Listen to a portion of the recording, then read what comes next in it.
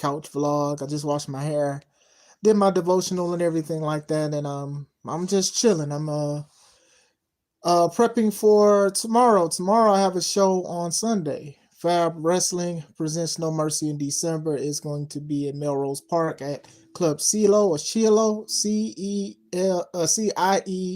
It's in Melrose Park. Get your tickets on Eventbrite, so make sure you get tickets. Be there tomorrow. We will be there. It'll be a great show. I believe doors open at 6:30. Show date at 7. So if you're in the Melrose Park area tomorrow, Club CIELO. We will be there. I'm going against Joey Blues. I faced him before. Very great wrestler. He's gotten better just as much as I've gotten better. And there's other people. There's Kenny Nine's going to be there. Nick Diamond's going to be there. Alpha Danger, Kid Lat. A lot of great, talented wrestlers will be there. So make sure you get your tickets now. They're going to sell out fast.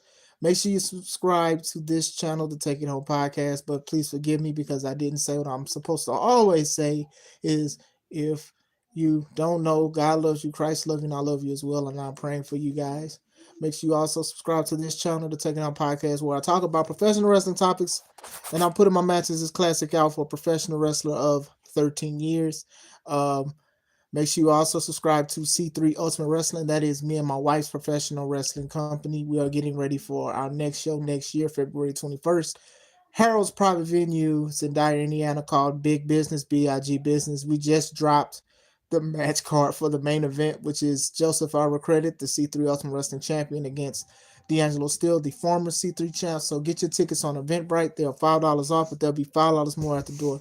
What's going on, Raphael? God bless you, man. God bless you. I'm doing great. How's everything with you? So it was actually a few things that I wanted to speak about. So I wanted to speak about Gunther being Cena's last opponent.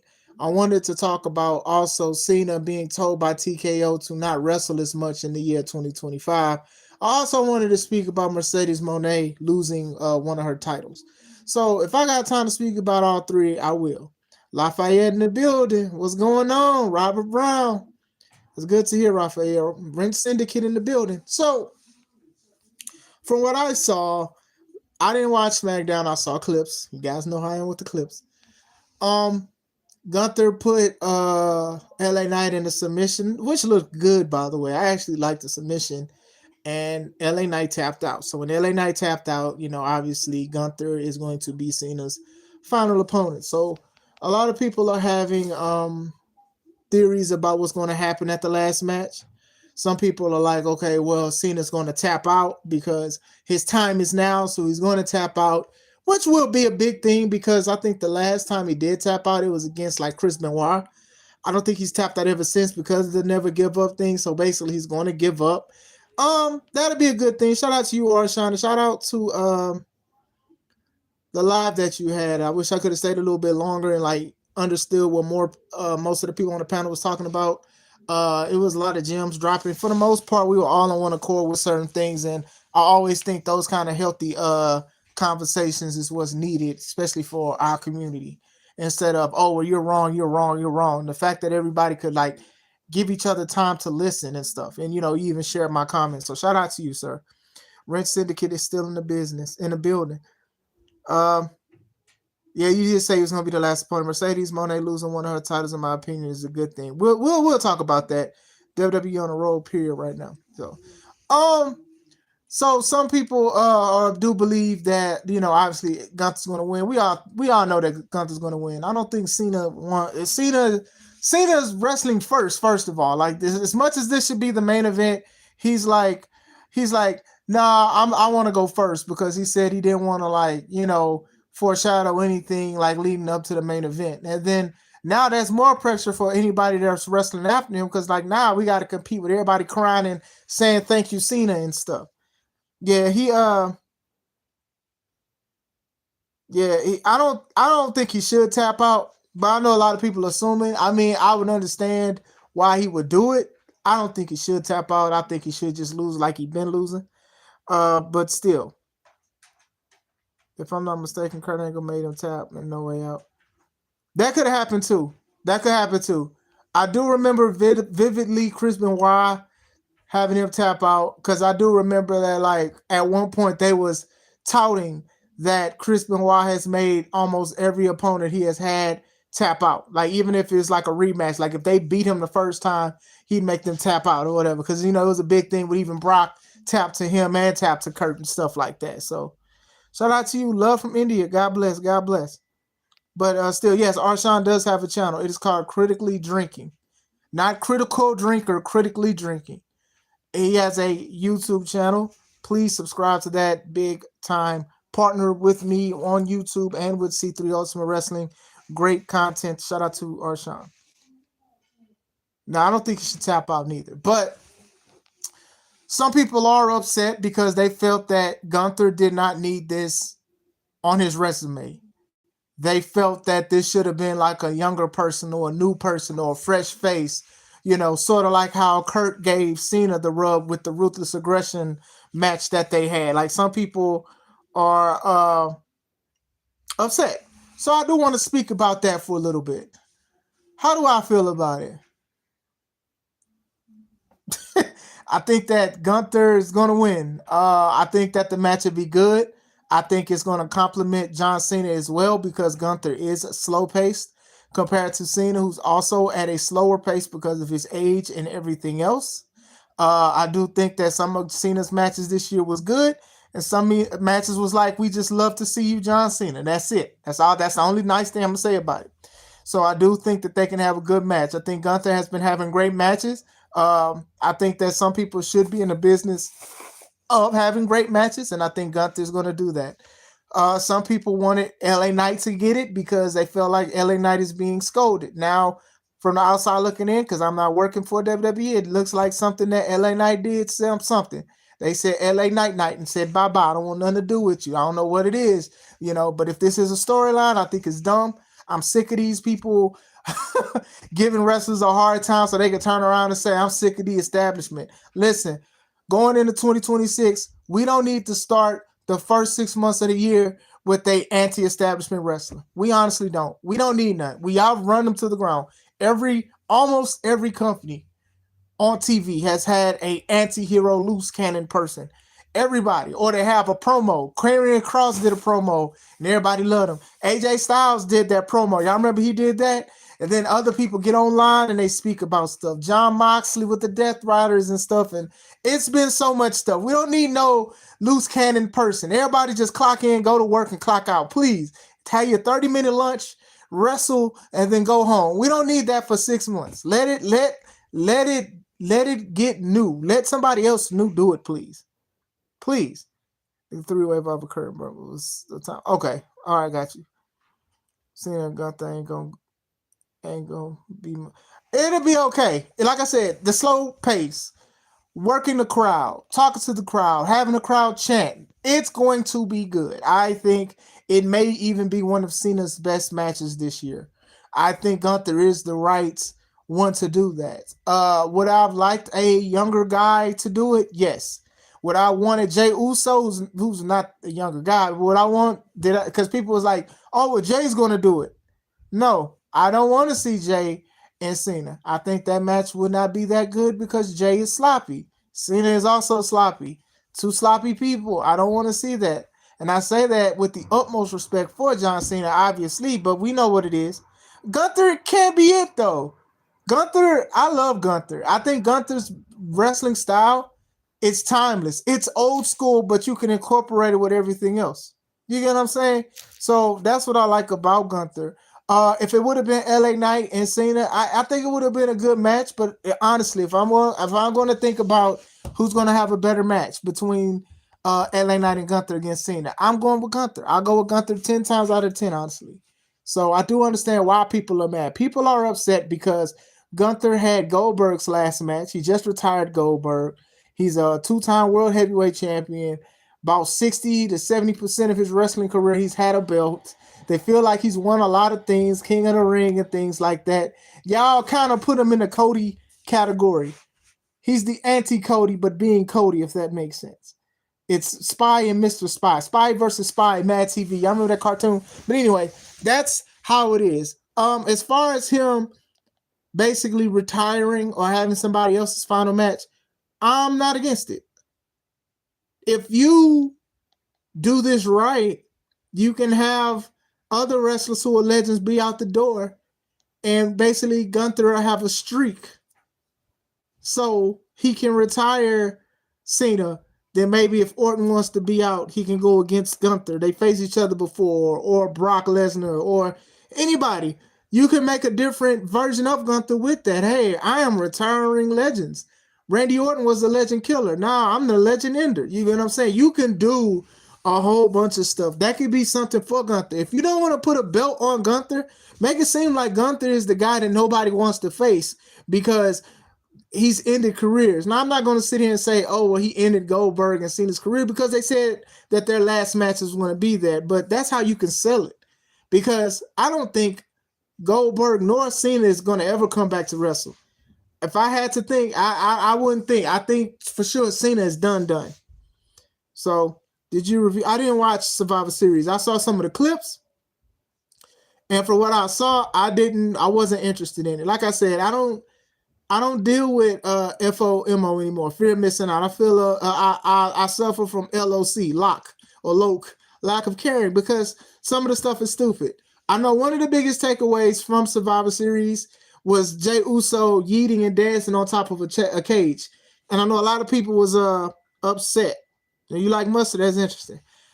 Some people was upset with that. I heard some stuff was like sloppy. Some people didn't care about the Liv Morgan thing. I heard some people booed the main. I can only say so much. It was a troll job. They should go back to the traditional Survivor Series. Arshawn and Yella spoke about this on their channels before this week or last week. And I 100% agree. You have to. Did it? I'm a big fan of wrestling, but you have to make me care. And I have nothing against other channels that go and watch it because that's their main content is to react. Is to react. But me, if I don't like it, I'm not going to watch it. I'm not going to force myself to watch it. I'm not going to be like, oh, I'm excited and stuff like that. I'm just not going to. You know, outside of what WWE and AEW going on, I got like C3 Ultimate Wrestling, and we doing good things, and we promoting our show that's coming up, the Big Business, BIG Business. And then there's something very big that's happening in May. And then I look at matches, I look at independent matches, I look at shows, I look at my brethren who are wrestlers and sistering as well, and I look at that. So there's a lot of other wrestling content like I can look at and I can talk about. But as far as like wrestling with lack of story and people being lazy and all of this money and people competing, like to me, it was just like AEW saying it's family friendly prices, but not having family friendly content is crazy. Triple H on WWE, not a good company, man, can't answer questions right.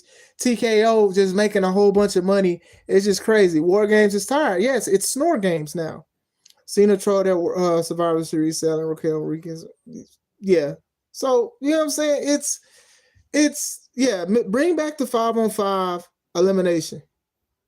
Just to bring it back. So I don't even say WWE broke me. I just think that mainstream wrestling is just not special because people have gotten lazy. They've gotten lazy. There's no improvement and stuff. Their money is already made for WWE, so they're not going to try to improve that much, right? They're going to like slow down and be on a low burner, and then they're going to kick it up a notch leading up to WrestleMania, which we're basically in WrestleMania season because Survivor Series just happened. And I don't like that lazy approach. I remember Vince McMahon used to do it too. And people were so happy when Vince was out. Triple H is going to save WWE.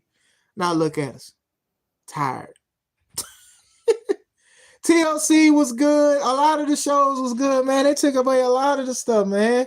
Because now they make stuff with between the crown jewels that they make and the Saturday night main events.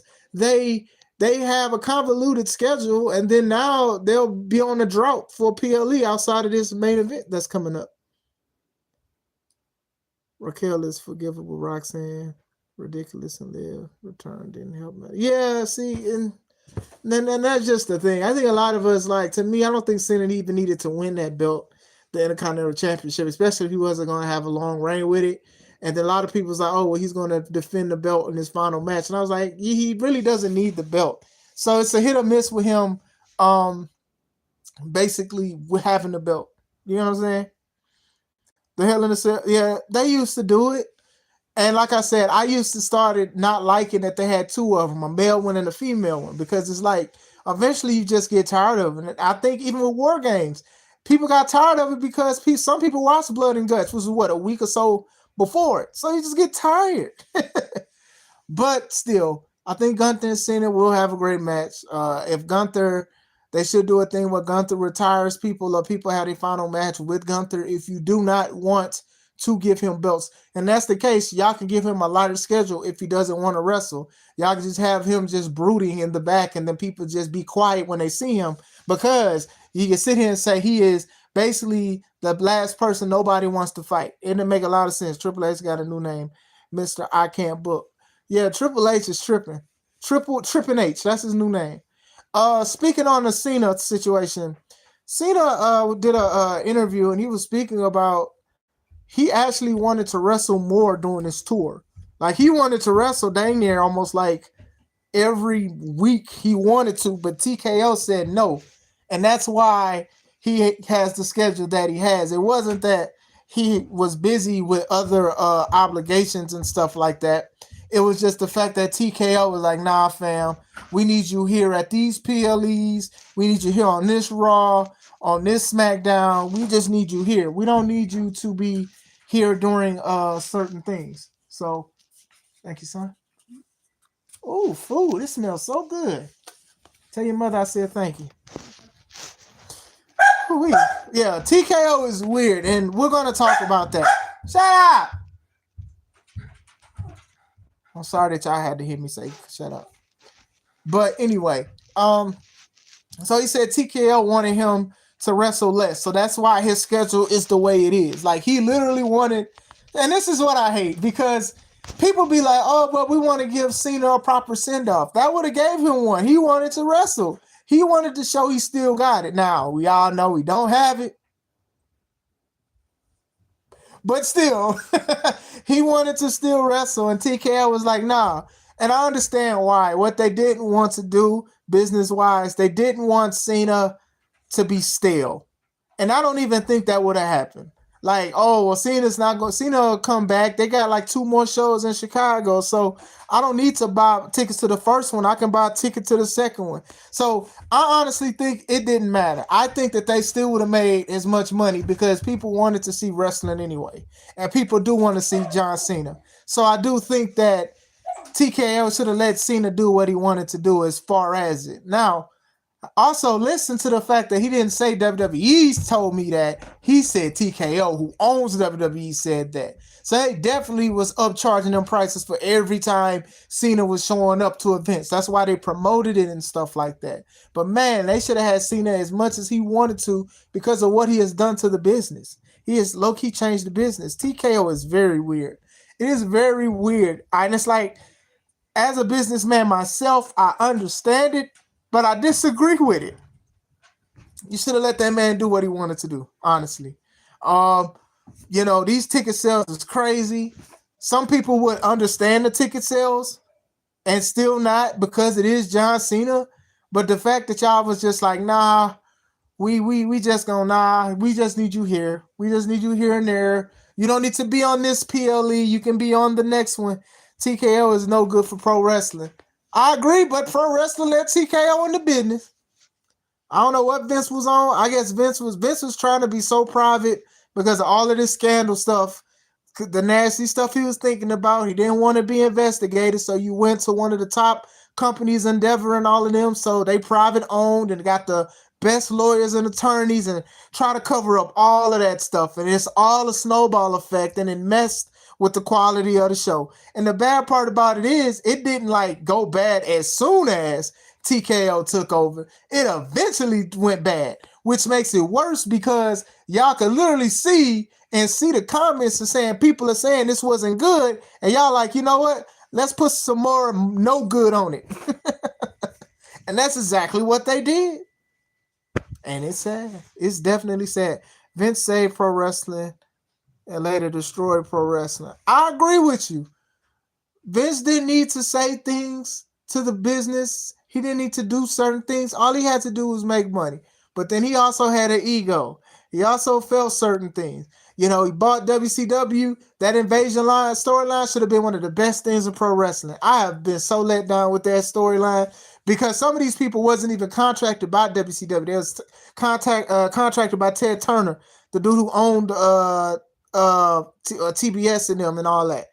So there was certain things that happened. Vince has done things, great things for the business, changed the landscape. And he's also hurt it. He's exposed it, and he's also a disgusting person as far as his personal life. So yeah, definitely.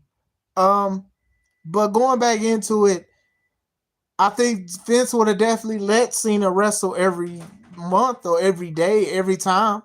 Vince definitely would have let him do that. Vince also would have had those cheaper prices, but Vince gave his baby away to somebody else, and somebody else is taking over. So TKO basically spreading the dates out because they thought that Cena might have got burnt out, or people will get burnt out of Cena. That's bad because I think that people wanted to see John Cena. Like I said, if you saying John Cena only got 3 more appearances in Chicago, I'm gonna pay for 1 ticket or something if I wanted to see it. I'm not paying for those prices, y'all. Sorry, not sorry.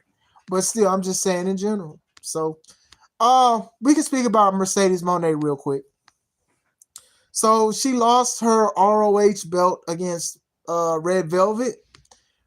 She beat Red Velvet for the title. Like she was an interim whatever ROH belt, and Red Velvet was the other interim. She was injured, and then Mercedes won, and then a couple weeks later she lost. So Chris Mercedes also lost to Chris Statlander at the Full Gear and stuff, but it wasn't for any of her titles. So she's 11 belt Monet now, but still the TV title. Thank you. Yeah, TKO owns UFC and WWE. Their headquarters, at the front of their headquarters, they have a WWE title belt, a big one statue, and they also have a UFC title belt next to each other. They're like the big company for them as far as financing and everything like that. So yeah, they have both. Yeah, Mercedes been winning all year. She's been winning all year, and she's probably going to be losing all the rest, this year and then the rest of 2026. So, well, I'm sorry, sir. That's disgusting, and you are definitely up out of this mug.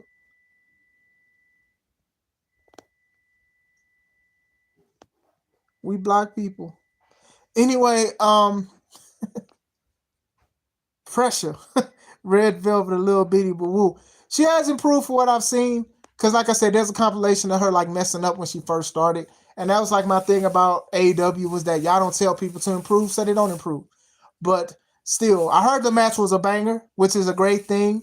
A lot of people see the writing on the wall. A lot of people see, it's time for Mercedes to lose all 12 of those belts, which I think is like 10. One of them is like the Owen Hart belt, so she can't lose that unless she's going to walk around with it until the next tournament. But still, we block people, yes, for sure. So, but still, and a lot of people are like, here it goes. I'm here for the downfall. I'm here for her to crash out. So everybody's saying the same thing, basically. She's going to lose all of her belts. She's going to lose her money. She's not going to be a boss or whatever like that. And then she's going to go against the women's champion and finally win the top belt because she did not win the AEW women's belt. She's won all the other belts in other companies, but she did not win that one. And like I said, it's an interesting storyline. I do think she has too many belts, but I am happy for the accolade that she had because a lot of people can't say they flew to Canada, they went to Japan, they went to Europe, and they won these belts individually. They didn't have one match that had 4 belts. She's won. So to me, she's making history. But the aesthetic of the fact that she can't carry all of these belts and somebody or some men or some stand-ins have to walk in with it does look kind of crazy. And then even with the blood and guts match where she threw all of her belts in and it was whipping the other women with the belts, kind of not pleasing to see, right? And like I said, her losing to Red Velvet is a big thing for Red Velvet and a big thing because people are talking about it and are very excited, right? But by the time she loses the 12th belt, it's not going to be that exciting because everybody's seeing what's going to happen. You can't tell me different. You cannot tell me. And it's not the fact that these matches are going to be bad. I think All of these matches she's going to have is going to be great. I just know that the fact that these belts is in it. And if I was a person that gave Mercedes Moné a belt, I'd feel a certain way because my belt was used more as a prop than actual prestige. Now, if that helped these people get more ticket sales because people wanted to see Mercedes Moné, that's cool. That's fine. But at the same time, your belt is part of a prop for another company that you probably would still have to pay tickets for. Think about that. Your belt is on AEW television, and if you go in and try to go in there, they're going to make you pay for a ticket. And your champion, who is Mercedes Moné, who's also their champion, hey, man, bump all that. I'm like, hey, give me that belt. Give me that belt. Give me that title. What you mean I can't come in? My champion is in there. Mercedes might rename the Owen Hart title. I don't think they're going to. She shouldn't, because a lot of people hated that she called herself Ultimo Moné. They hated it because they was like, how dare you compare yourself to Ultimo Dragon? You're not a legend. And I'm like, well, technically, when I did my research, Ultimo won those 8 titles in one match.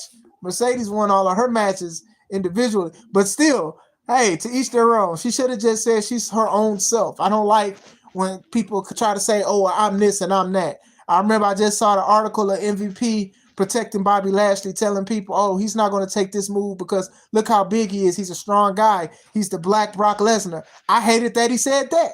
Bobby Lashley is Bobby Lashley. He's not a black Brock Lesnar. He's not a black Batista or anything. Do they look similar build-wise? Sure, but he's Bobby Lashley. He is in the league of his own, just like Brock is in the league of his own. And Batista, could you say those other two are more Hall of Famers? Yes, but Bobby Lashley is also a Hall of Famer, and he looks better than when he first debuted like 20-something years ago. You get it? Like, come on, man. And I understand what MVP is trying to do. He's trying to say, oh, if y'all won't say this to the white guys, don't come over here and say it to the black guys. So I definitely understand that. But to call him a black Brock Lesnar, no. He's Bobby Lashley. The Almighty. That's all you need to say. Is she like 13 belt collector? For real, I hate that the belt those belts is props. It's not nothing like people are like, oh, well, she's going to give back to the independent scene because these women are going to beat her for titles. Or how long are we going to remember that? Are we going to remember the first and then the last person? Like, is this going to make an article? Somebody's going to make videos about it, but I don't think it's going to be something that sticks, honestly.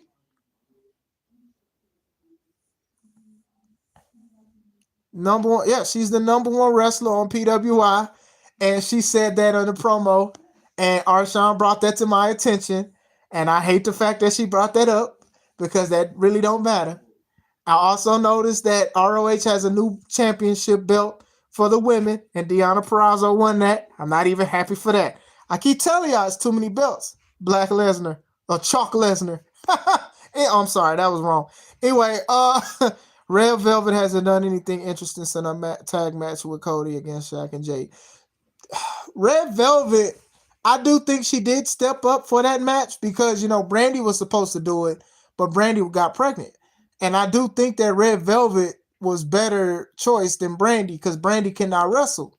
Jade is still trying to learn how to wrestle. So that match would have not been good. That match would have been worse. It would have been horrible. I think it would have, and I ain't trying to sound negative, but it would have been like the worst match of that year because Brandy cannot wrestle, and those people in AEW were scared to tell her she needed to practice because they didn't want to make Cody mad.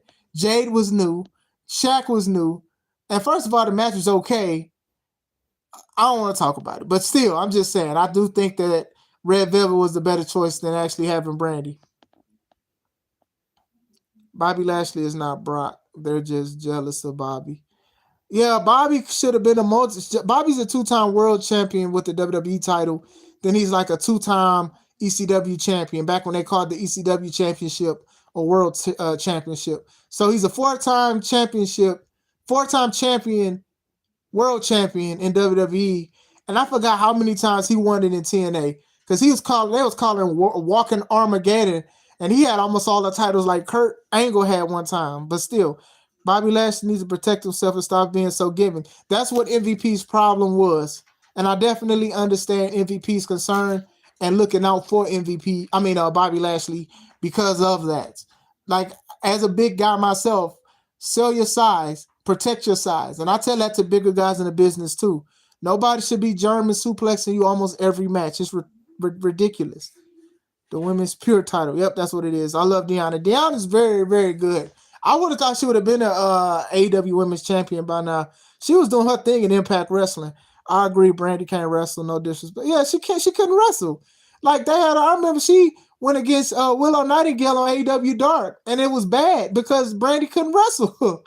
She couldn't wrestle. She got matches on Impact when she was teaming with Cody. She could not wrestle. They went against Maria and Mike Bennett, couple versus couple, and she tried to do some kind of submission, and it was so trash. Bobby should have been more champ. I agree. Lashley a 4-time. Okay, so he's basically he's an 8-time world champion, and that's what's up. Why she didn't win the AEW title? Because this was like, was it the Tony Storm era? Yeah, I think it was the Tony Storm era. Nobody was beating Tony that first run at one point. Yeah, I remember in TNA, Cody and Brandy. Because Brandy, like they was trying to tease Cody as a heel because Cody was getting jealous of Moose because Brandy would call Moose when Cody wasn't there because Brandy would need help. So Moose would call Brandy Mini Moose. You know, Moose. And I'm like, yeah, this storyline kind of stupid. But still. Early timeless, yeah, that early timeless Tony Storm era, she was unstoppable. And Deanna, that was around the time that she debuted in AEW, and they wound up being. They had a good feud though because they friends. They were like real legit friends. They got tattoos of the same tattoos of each other, same tattoos on their foot. Like they had like history. They could have had a long feud, but they gave it to Mariah May, and that was decent too. But still, Brandy don't need to wrestle. She need to be on TV being fine, and that's fine too. Being fine is fine too. That's definitely fine. But still, as far as the Monet thing, she's gonna lose the titles. I think by the time she loses the 12th or the 13th, whatever title she has, people are already expecting it, and it's like if nothing, I want the person who takes the last title off of her. It means something, and people don't be like, "Oh, she lost another title," because that's the bad thing about having all of these titles. You're eventually going to lose. You have 12 belts, you got to lose 12 times or 11, depends on what they're doing with the Owen Hart title. But still, like I said, people were so happy because so many people want Mercedes to lose. And let me say this before I go. I think, not y'all, but a lot of people lose the plot on what a heel is supposed to be. I think Monet will lose once she wins the AEW title. Yeah, eventually she's going to lose all the titles until then she's going to win the women's. But I think a lot of people forget the plot of what a heel is. And I think it doesn't bother me. It bothers people. Mercedes Moné is a heel. She's a bad gal. She wants to do anything to win. She's going to cheat. She's going to do anything she wants to. So for you to not like her, regardless if it's for her character, regardless if it was because you don't like her, she's a heel. So she's still making money. So she's meant to not care about if y'all like her or not. So when she wins a belt, people are, oh God, she don't deserve it. Don't even know the belt name, don't even know the company name. But you forget that she's a heel.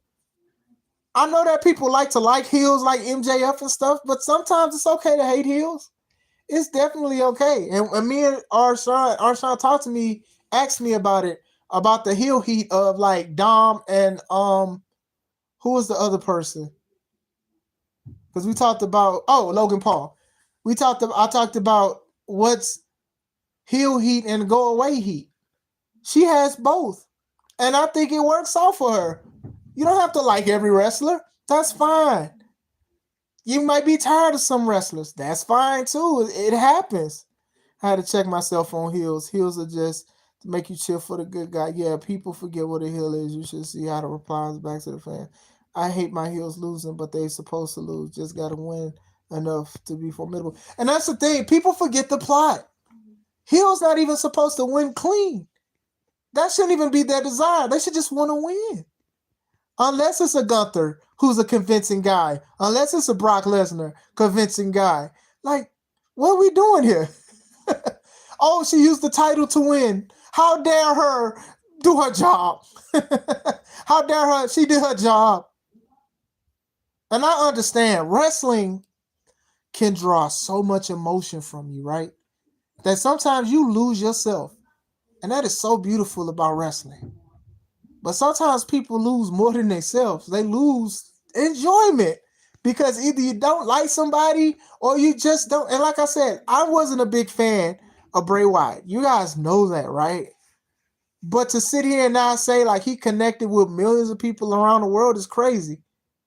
Like people are like, oh, I don't believe this because I'm like, just because you don't like somebody doesn't mean that that person didn't connect with a lot of people.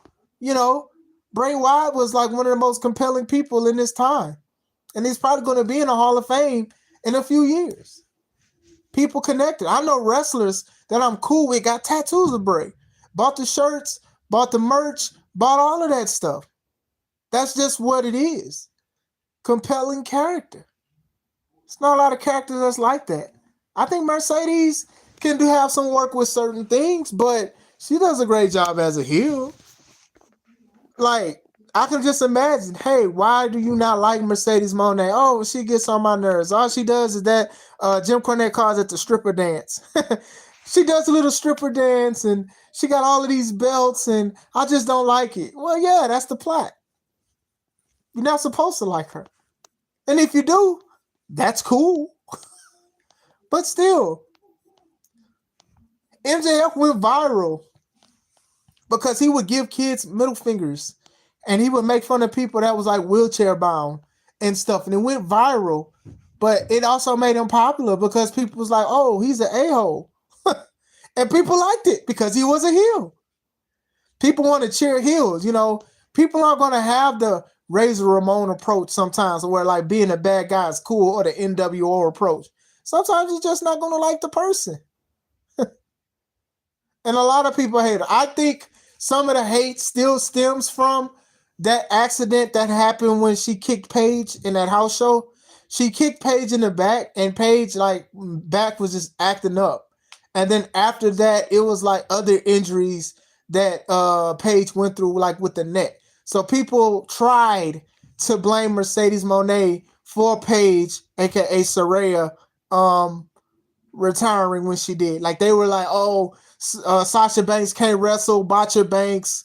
They were saying all of this stuff because at the time people loved Paige. They loved how she looked and all of that. They loved her. Now I've said this too, in my opinion. Paige is alright, but she was not the greatest wrestler, and people was trying to make her the greatest wrestler. I thought Emma was better, but Paige was the one that was going to sell tickets and stuff like that for WWE. Yes, it's Brock Lesnar, Blocky Lashley, Blocktista. I block for miles inside this pit of danger. I block for miles, I block alone. Bars. Anyway, still, Mars just be forgetting the plot what a heel is, man.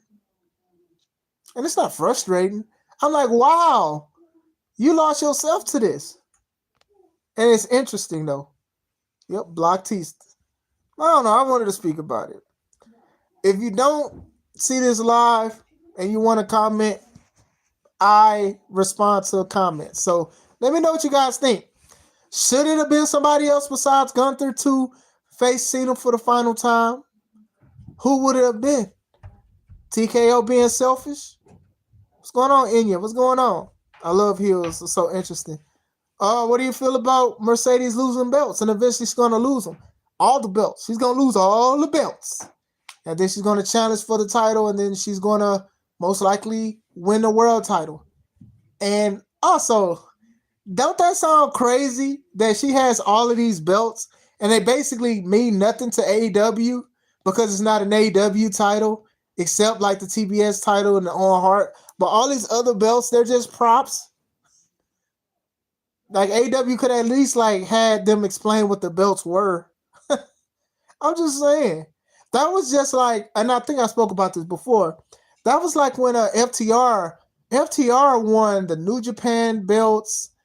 They had the belts in Mexico. They had like three belts. They had three belts. I think the ROH tag belts too. Yeah, they did.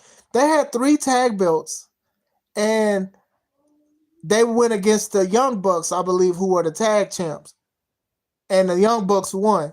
So FTR didn't even get the all four belts because AEW was trying to show that just because you got all of these other belts, they aren't as prestigious or important as this one. And I'm not really mad at it, but it would have been dope to see FTR with all four of those titles for sure. They are multi-time tag champions now, and even back then, but still. Hold on, wait. So Oba beat Ricky tonight. So he's the NXT champion, right? And I do know they said whoever wins between Oba and Ricky, that is gonna go against Cody. So Oba's a new NXT champion again. Don't you leave me on this cliffhanger. Okay, Oba the champ. The ruler is the champion. The ruler. I am very happy to be here. Shout out to Oba, man. I'm excited. Is that match going to happen at main event? I mean, because I'll probably subscribe to Peacock again to watch that. I'll watch that. Oba is that guy to me.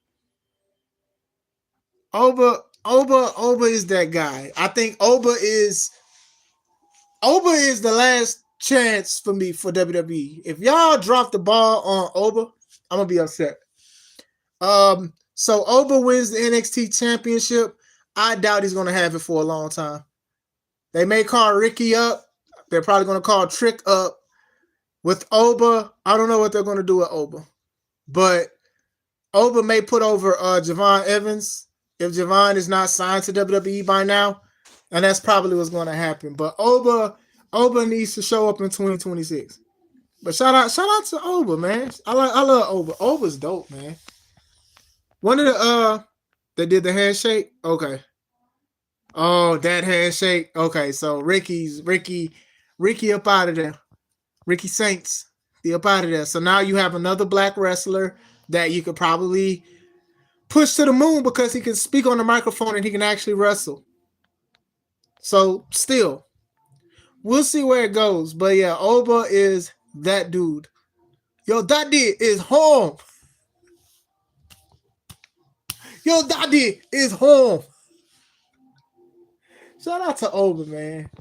Y'all, WWE, look at me. Y'all better not mess that man up. Y'all, what? That's what's up, though. Oba is definitely, he's one of my favorite wrestlers to like look at. Javon Evans, he pretty dope too. I had saw him and Gunther. Now I do wish his tagline was crazy. It was different. Oh, that boy bouncy. Pause to the highest power. I don't think that no other man should walk around and like look at another man and say, "Hey, that man bouncy." Pause. NXT the only place they shining. Yeah, they said the N-word XT. They said Shawn Michaels. They said Shawn Michaels is for the N-words. That's what they said. They said also Shawn Michaels get women that be in like Ebony and Jet magazines because they be talking about like the women who had a voluptuous shapes and stuff like that. And they be like, this dude just, some people be like, man, look at this man's search history. Where did he be getting these fine women from?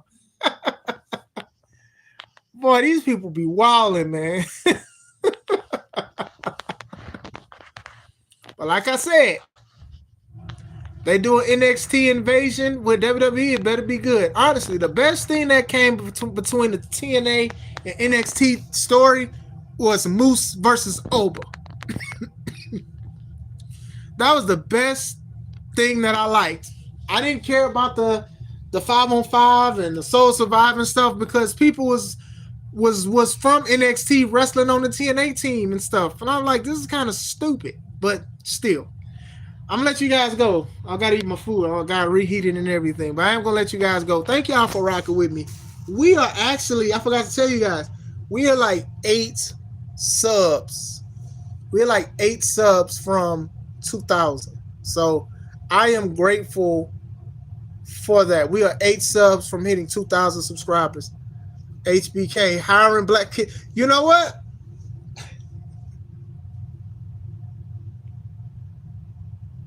I'm upset that I didn't think about that first.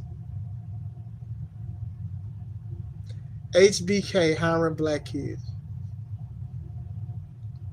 We got to call him the Heartbreak Kid, Deshaun Michaels. He's Deshaun now.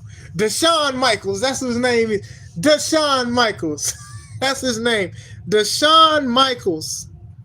Thank you. I appreciate you, India. Deshaun Michaels. The Heartbreak Kid.